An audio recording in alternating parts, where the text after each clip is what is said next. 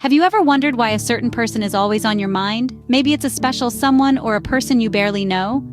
Intriguing, isn't it? The power of the mind and its ability to fixate on specific individuals is a captivating aspect that we often overlook. Let's peel back the layers of this phenomenon. First, we have the psychological aspect. Our minds tend to focus on those who have sparked a strong emotional reaction within us.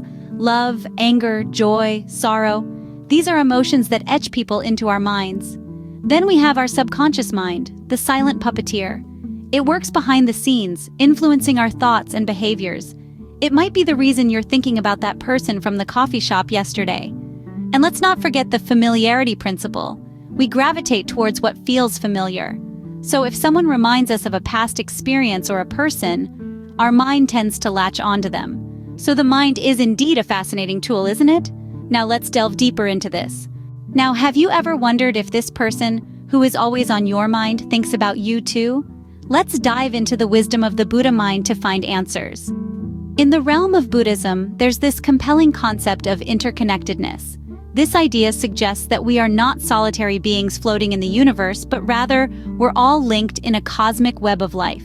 It's like we're all threads in a grand tapestry, each of us touching and influencing the others in ways we may not even realize.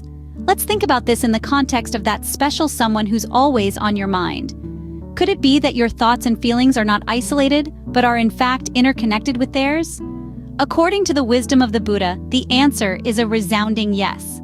Now let's delve a bit deeper and explore two Buddhist concepts that could shed some light on this phenomenon. First, we have interbeing.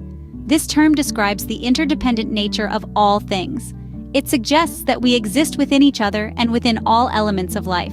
So, when you think about someone, it could be because you exist within their reality and they exist within yours. Next, we have deep listening. This concept encourages us to be fully present and open to the world around us. It's about truly hearing and understanding the experiences and emotions of others. When you deeply listen to the subtle cues around you, you may start to sense the thoughts and feelings of that person who's always on your mind.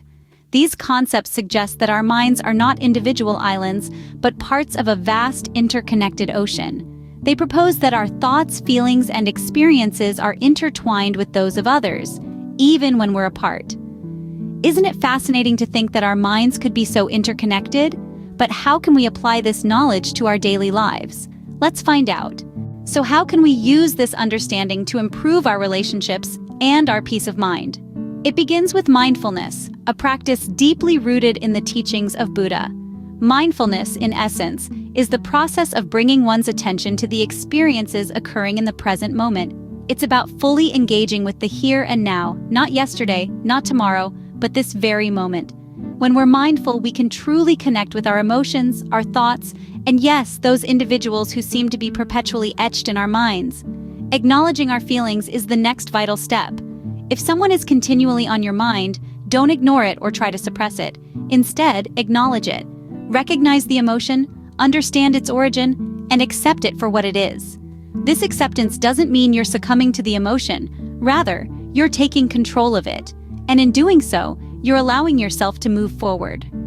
Communication, both with yourself and others, is key in this process. If you're comfortable doing so, express your feelings to the person who's been occupying your thoughts. Open, honest, and heartfelt communication can lead to mutual understanding and, potentially, a deeper connection. If expressing your feelings directly isn't an option, consider writing them down in a journal or talking them over with a trusted friend. The act of verbalizing our thoughts and feelings can provide a sense of relief and clarity. Finally, let's explore some mindfulness practices that can help manage these thoughts. Meditation, for instance, encourages us to focus on our breath, which can bring a sense of calm and allow us to better control our thoughts. Yoga, too, promotes mindfulness through physical movement and controlled breathing. Even simple everyday activities like taking a walk in nature or savoring a cup of tea can become exercises in mindfulness if we fully engage in the moment. Remember, the mind is a powerful tool. By understanding it better, we can improve our relationships and lead more fulfilling lives.